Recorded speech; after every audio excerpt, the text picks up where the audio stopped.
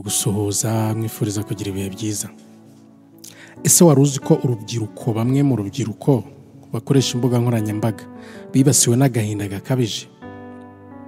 Dore impamvu 5 rero urubyiruko rw'u Rwanda rukoresha imbuga nkoranyambaga bamwe na bamwe bibasiwe n'agahinda gakabije. Ubushakashatsi bwerekana ko byibuze 43.3% by'urubyiruko rukoresha cyane imbuga nkoranyambaga bafite indwara y'agahinda gakabije, mu gihe abandi 37.7% rufite indwara y'ubwoba. Ubushakashatsi bwakozwe n'inzobere mu by'imitekerereze bwerekana ko urubyiruko 43.3% rukoresha imbuga nkoranyambaga mu Rwanda rwugarijwe n'agahinda gakabije n'izindi ndwara zijyanye n'imitekerereze. Ubwo bushakashatsi bwatewe inkunga n'umuryango wigenga w'Abongereza witwa Aegis Trust, bukaba bwari bugamije gusuzuma ingaruka urubyiruko rwo mu Rwanda rukoresha imbuga nkoranyambaga ruhura nazo. Ni ubushakashatsi bwakozwe kuva muri Kanama 2023 kugera muri Mutarama 2024. Bukorerwa ku bantu 106 bari mu kigero cy'imyaka hagati ya 18 na 30 bo mu karere ka Nyarugenge na Huye. Ni ubushakashatsi buhamya mu mibare ko umubare munini w'urubyiruko rukoresha imbuga nkoranyambaga mu Rwanda bafite indwara y'agahinda gakabije, abandi bafite indwara y'ubwoba, hari n'abandi bahuye n'abaganga bo mu mutwe. Ese ko imbuga nkoranyambaga arizo musingi w'iterambere ry'isi ya none zikaba zikomeje gutera ibibazo, tuzabana nabyo gute? Hari impamvu nyinshi zitera agahinda gakabije mu rubyiruko rukoresha imbuga nkoranyambaga umunsi ku wundi, harimo gushaka kugera ku gasongero vuba ndetse no kwigereranya. Dore zimwe mu mpamvu 5 rero nyamukuru zitera urubyiruko rwinshi indwara y'agahinda gakabije. Ya mbere, imbuga nkoranyambaga akenshi zerekana imibereho y'abantu itandukanye no kuri ku buzima babayemo, bityo bigatuma abazikoresha bahora bagereranya imibereho yabo n'iyo babona. Ibi bituma bumva ko hari ubuzima bwiza bagakwiye kuba babamo, ariko bakaba batabubayemo. Dore impamvu ya kabiri, ihohoterwa ryo kuri interineti. Buri muntu wese afite uburenganzira bwo gukoresha imbuga nkoranyambaga no kwandikaho ibyo yifuza. Nyamara nubwo izo mbuga nkoranyambaga zitaremewe gukomeretsa cyangwa se kubwira nabi undi muntu, benshi mu rubyiruko bazikoresha nk'intwaro yo kwihorera ku muntu cyangwa se kumwangisha abandi. Icya gatatu, kwisanisha. Ibirori byiza cyangwa ahantu heza umuntu yageze, afata agafoto ku kwerekana ibihe byiza yagize, hanyuma agasangiza abakoresha imbuga nkoranyambaga. Benshi mu rubyiruko bageze muri cya gihe cyo kwemezanya no gukurura abantu ngo babiteho. Usanga bagira agahinda kuko mugenzi wabo yageze aho hantu bo batari bahagera, cyangwa se ko basohokeye ahantu we atari yagera. Ibi bitera agahinda uwo akumva ko yatangiye gucika amazi muri za nshuti ze, ko ntacyo amaze. Ibyo bikaza kuba isoko y'agahinda gakabije. Cya kane, kuba imbata y'imbuga nkoranyambaga.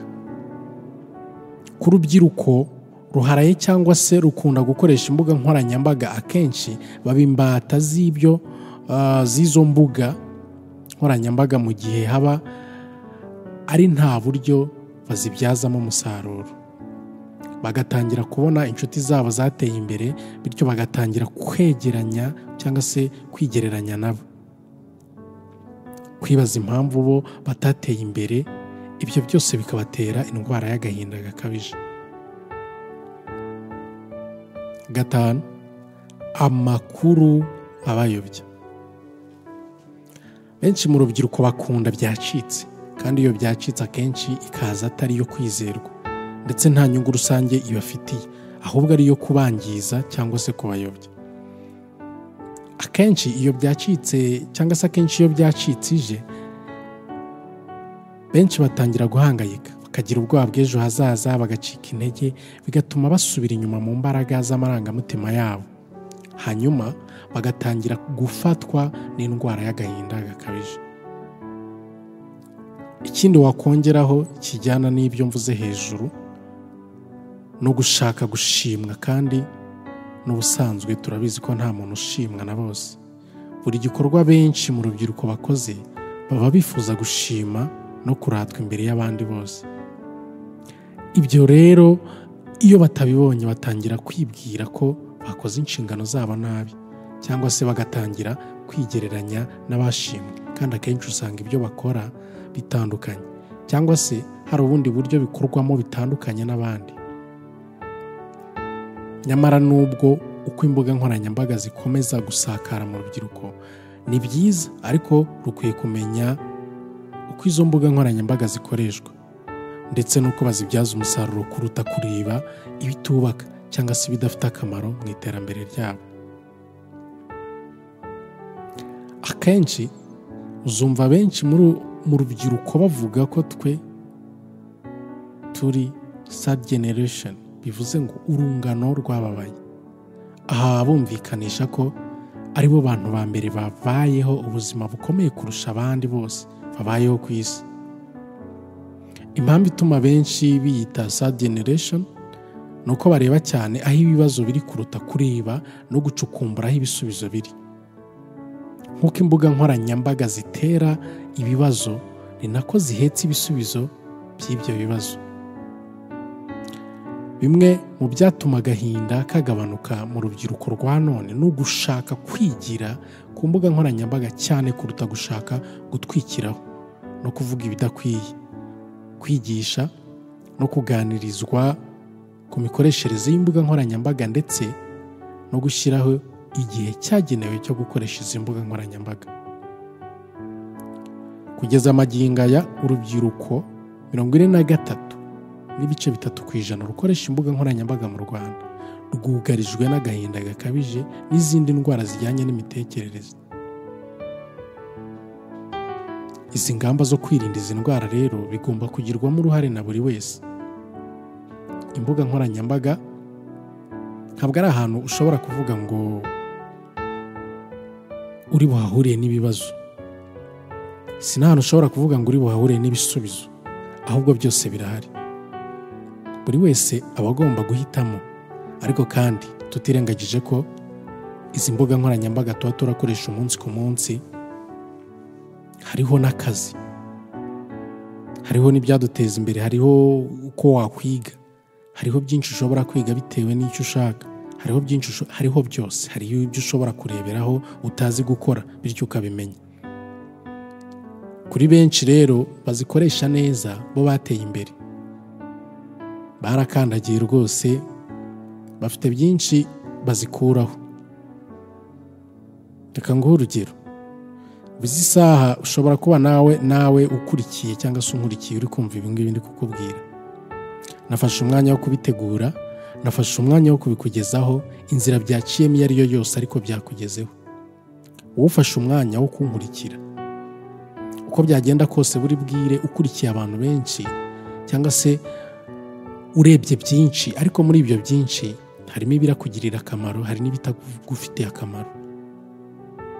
Niba wankurikiye kuva dutangira, ndamya ntashidikanya ko iki cyegeranyo nagukoreye kigufitiye akamaro. Ariko kandi hari n'ibindi uri buze kubona usange nta kintu bikumariye, nta n'icyo bizanakumarira. Nyuma yo kumva ibi ngibi uze gufata umwanzuro nawe utangire ukoresha imbuga nkoranyambaga. Biroroshye, ntago bikomeye. Izo mbuga nkoranyambaga unazigiyeho ndetse ushobora no kwigiraho uburyo ki ushobora kuzikoresha zikaba zakubyarira umusaruro, bikaba byaguhereza byinshi ushobora kuba utekereza utagezeho, ariko uramutse uzikoresheje kandi ubikoresheje neza bishobora kugeza ku rundi rwego bya bindi wifuzaga, ukazabigeraho binyuze mu gukoresha imbuga nkoranyambaga neza. Reka mbashimire, reka nkwifurize gukomeza kugira ibihe byiza. Niba utarabashije gukanda subscribe ahangaha kuri uru rubuga, ukandeho kugira ngo dukomeze tubane buri munsi, uboneho inama, ubone byinshi bishobora kukubaka mu buryo ubwo ari bwo bwose. Kanda subscribe, ukande ku nzogera, kandi ndabizi ko ibintu biragenda neza ndetse bizakomeza kugenda neza. Umunsi mwiza.